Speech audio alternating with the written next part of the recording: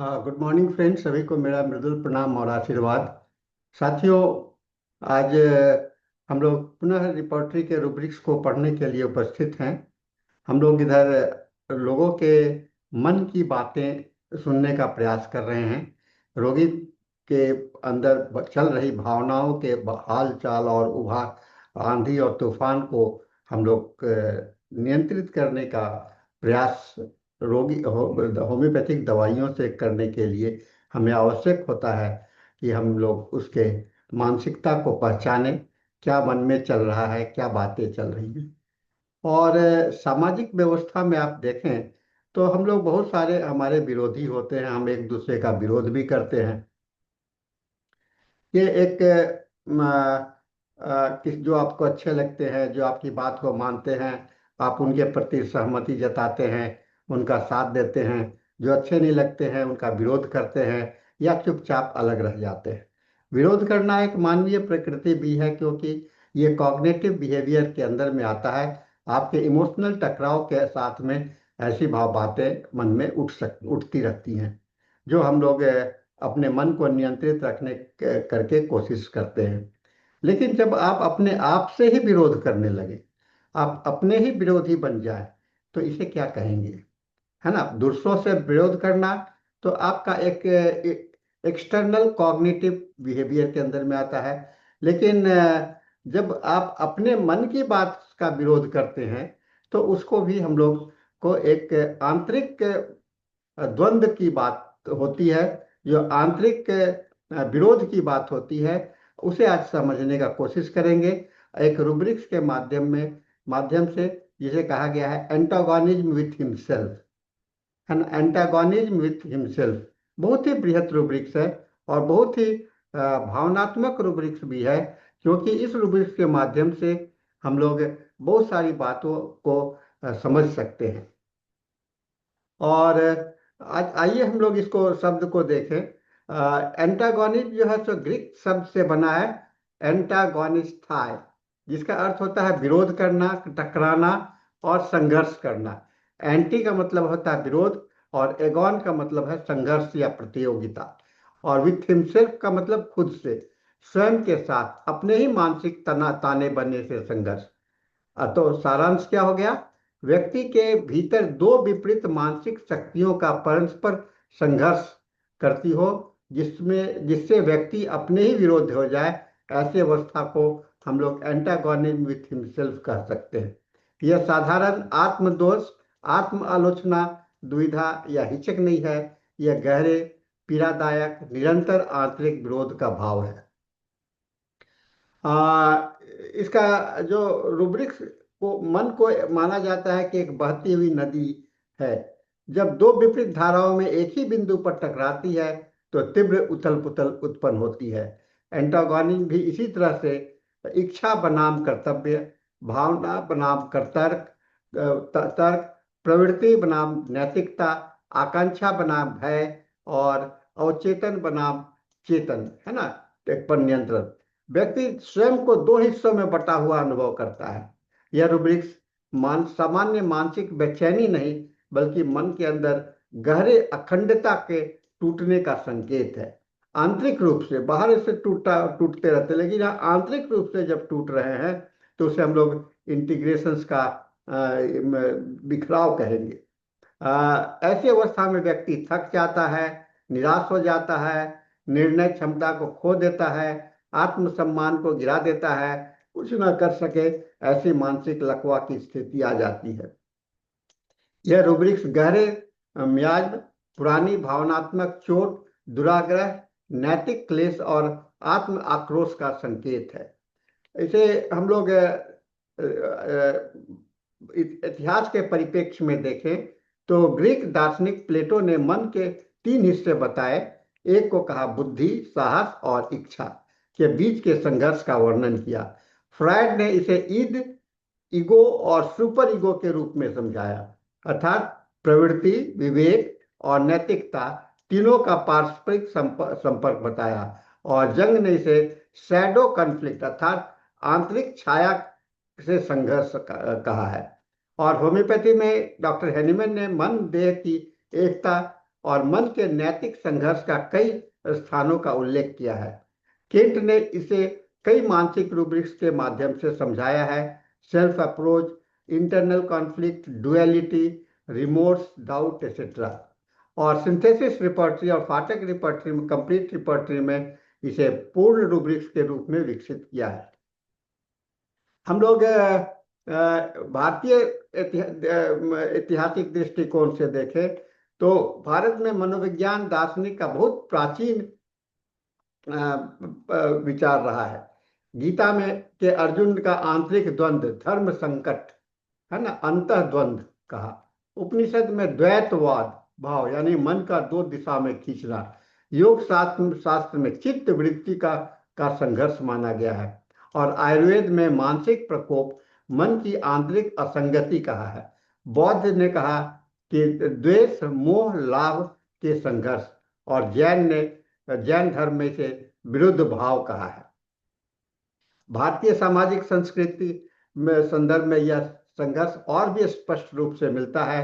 परंपरा बनाम आधुनिकता, परिवार की अपेक्षा बनाम व्यक्तिगत की इच्छा, कर्तव्य बनाम इच्छा, और आध्यात्मिक आदर्श बनाम सांस्कारिक आवश्यकताएं। इसलिए भारतीय संदर्भ में यह रूब्रिक्स अत्यंत महत्वपूर्ण हो जाता है। आप इसका मनोवैज्ञानिक विश्लेषण करते हैं। फ्रायड का संघर्ष, इसको जिसको कि साइकोसोमेटिक कन्फ्लिक्ट कहते हैं, ईड वर्सेस ईगो यानी इच्छा बनाम विवेक। परिणाम क्या होता है? अपराध भाव, हिचक और आत्मद्वेष। ईगो वर्सेस सुपर ईगो, विवेक बनाम कठोर नैतिकता। इसका परिणाम क्या होता है? आत्म आलोचना, आत्मदंड। एंड कॉन्शियस वर्सेस अनकॉन्शियस, और चेतन आवेग चेतन को डिस्टर्ब करता है। परिणाम शर्म, द्वंद्व और घबराहट। कॉग्निटिव डिसोनेंस, जब व्यक्ति की मान्यता, व्यवहार और इच्छा एक दूसरे से टकराए, और इसका परिणाम क्या होगा? चिड़चिड़ापन, बेचैनी और मानसिक असंतुलन। मॉरल कन्फ्लिक्ट हो सकता है, व्यक्ति अपनी ही नैतिकता से लड़ता है, मुझे यह करना चाहिए पर मैं नहीं कर पाता हूं। और इमोशनल कॉन्फ्लिक्ट में प्रेम बनाम क्रोध है, निर्भरता बनाम स्वतंत्रता है, आशा बनाम निराशा है। और आइडेंटिटी कॉन्फ्लिक्ट जो होता है, लोग अक्सर प्रश्न किया करते हैं, मैं वास्तव में कौन हूं?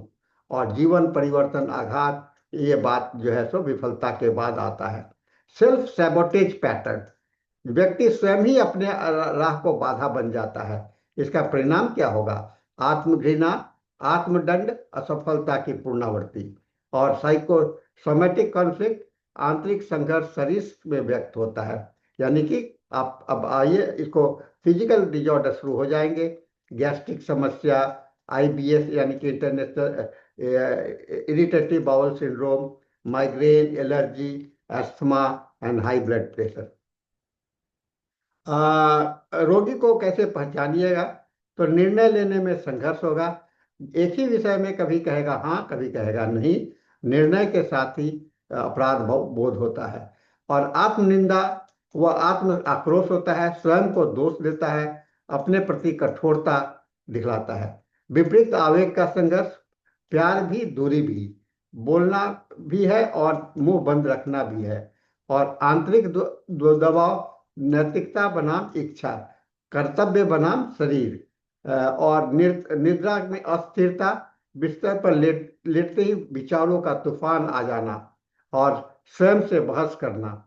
और भावनात्मक थकावट, किसी से भी बात न करने का मन, एकाकीपन। और शारीरिक लक्षण, दिल की धड़कनें, घबराहट, हाथ पैर ठंडे होना। केस टेकिंग में पेशेंट कैसे अभिव्यक्त करेगा अपने आप को? इनकी आम बोलियां होती हैं, मैं खुद से लड़ता हूँ, मेरे अंदर दो आवाज चलती रहती है, मन कहता है यह और दिमाग कहता है वह, मैं अपनी ही सोच में परेशान हूँ, जो करता हूँ उसी से पछताता हूँ, मैं ही अपने रास्ते का दुश्मन हूँ, मेरी इच्छाएं और कर्तव्य एक दूसरे के विरुद्ध है। और इसके जो नॉन वर्बल आपको इंडिकेशंस मिलेंगे, माथे पर सिकन होगा, ओठ को काटते रहेगा, हाथ मरोड़ते रहेगा, आंखें झुका रहेगा, हिचकिचाहट होगी। और इसका जो आवाज में देखेंगे वो उसमें निराशा होगा, आक्रोशित होगा, अपराध बोध भाव होगा, और आंतरिक बेचैनी होगी, और आत्मग्लानि होगा। क्रॉस रेफरेंस करें तो माइंड रेसलिंग विथ हिमसेल्फ, स्वयं से ही लड़ना, कॉन्ट्रडिक्शंस इंटरनल, है ना। अब आंतरिक अंतर में, भीतर में ही कोई डुअलिटी ऑफ माइंड, है ना। फिर रिमोर्स, फिर है सेल्फ रिप्रोचेज, अपने आप को दोष देना, रिजोल्यूशन, निर्णय लेने में क्षमता, असक्षम, गिल्ट, एक अपराध बोध, anxiety, moral, doubt of his own ability, अपने ही शक्ति पर संदेह करना, और एंगर इनवर्ड, और अपने आप से डर लगना। ये सब सब रूब्रिक्स है जिसे विभिन्न रंगों में समझने की आवश्यकता होती है। कुछ तुलनात्मक अध्ययन करें। Antagonism with self reproaches, self reproach है काम करने के बाद में अपराध भाव बोध होता है, लेकिन एंटागोनिज्म क्रिया से पहले, माने काम के पहले वह दौरान में भी संघर्ष होता है। एंटागोनिज्म विथ इंडिसीजन, इंडिसीजन में है कि निर्णय लेने की क्षमता नहीं होती है, लेकिन एंटागोनिज्म में भावनात्मक नैतिक पीड़ा भी शामिल है। Antagonism with duality of mind, duality का मतलब होता है व्यक्तित्व की दो भूमिकाएं, और यहाँ पर है दो शक्तियों का संघर्ष, है ना। एंटागोनिज्म विथ कॉन्सेंसस प्लस, यानी कि नैतिकता का संघर्ष है, लेकिन एंटागोनिज्म में नैतिक भावना, प्रवृत्ति और तर्क का युद्ध है।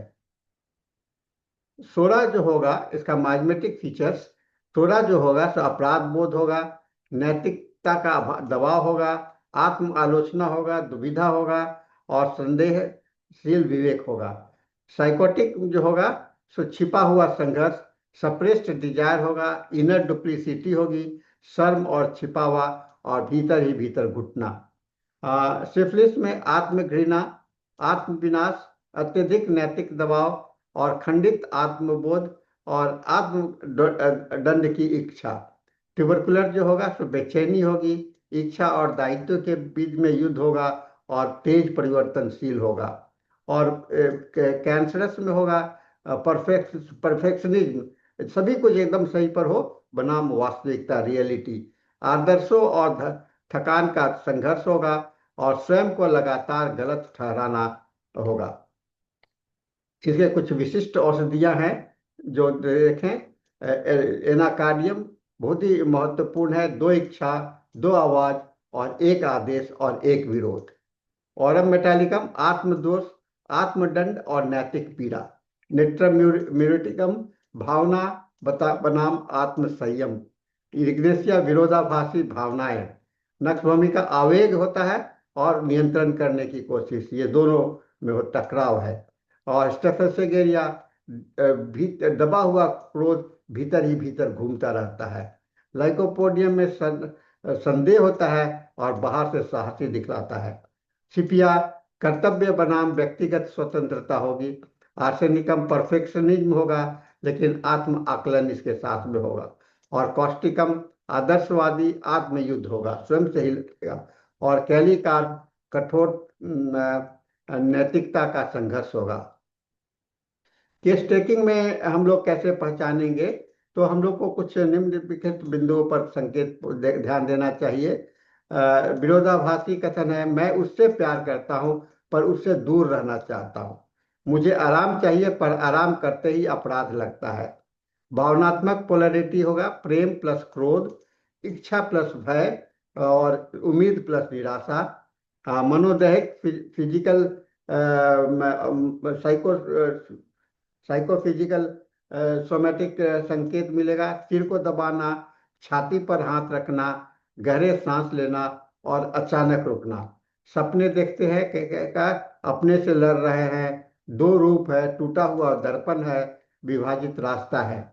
और इसका जीवन इतिहास में कठोर अनुशासन होगा, भावनात्मक दबन होगा, और असफल संबंध होगा, और बाल्यावस्था में अपराध बोध होगा। ये संकेत एंटागोनिज्म विथ हिमसेल्फ के अत्यंत महत्वपूर्ण प्रतीक है। तो निष्कर्ष यही है, कोई सामान्य मानसिक परेशानी नहीं, बल्कि मन के दो हिस्सों का युद्ध है, आंतरिक युद्ध है। यह दर्शाता है यह आत्मखंडित अवस्था है, गहरा नैतिक भावनात्मक संघर्ष है, दबी हुई इच्छाएं हैं, अवरुद्ध अभिव्यक्त है, अपराध भाव का चक्र है, उत्पीड़ित अंतरात्मा है और जीवन ऊर्जा का आंतरिक क्षय है। और होम्योपैथिक दृष्टि में यह रूब्रिक उच्च स्तरीय कॉन्स्टिट्यूशनल इम्बैलेंस का प्रतीक है। माइग्मेटिक गतिशीलता स्पष्ट रूप से व्यक्त होती है और सही औषधि देने पर आंतरिक शांति, क्लैरिटी ऑफ माइंड, अपराध बोध से मुक्ति, निर्णय क्षमता, भावनात्मक संतुलन और आत्मसंगति, इंटीग्रेशन का अनुभव होता है। तो आपके लिए संदेश यही है, संघर्ष की गुणवत्ता और गहराई को अवश्य जांचें, नैतिकता, भावना, इच्छा और तर्क के बीच संबंध देखें, मरीज की भाषा, उनके भाषा शब्द, उपमा, रूपक बहुत महत्व रखते हैं। यदि मरीज कहे कि मैं खुद से लड़ रहा हूं तो इस रूब्रिक्स का पर विशेष ध्यान दें।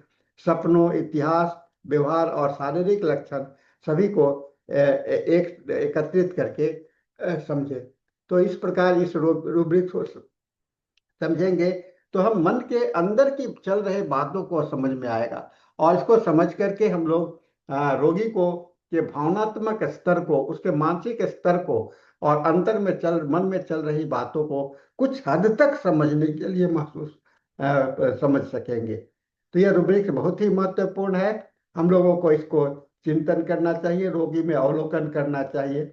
हम सभी युद्ध करते हैं, सभी में एक दूसरे के प्रति विरोध होता है, लेकिन अगर अपने आप में विरोध हो जाए तो हमारा मन ही बट जाता है, दो टुकड़ों में बट जाता है। और जब दो टुकड़े में मन बटा रहेगा तब तक मन अंतर शांति नहीं मिलती है। इसीलिए हमेशा कहा गया है एकाग्रता और मन का एक चित्त होना ही हमारा सबसे बड़ा स्वास्थ्य है। तो इसके साथ में आज का यह सेशन समाप्त होता है। हम सभी फिर मिलेंगे एक नए सेशन के साथ में, नए रूब्रिक्स के साथ में। तब तक के लिए आप सबों को मेरा मृदुल प्रणाम, आशीर्वाद। Thank you very much.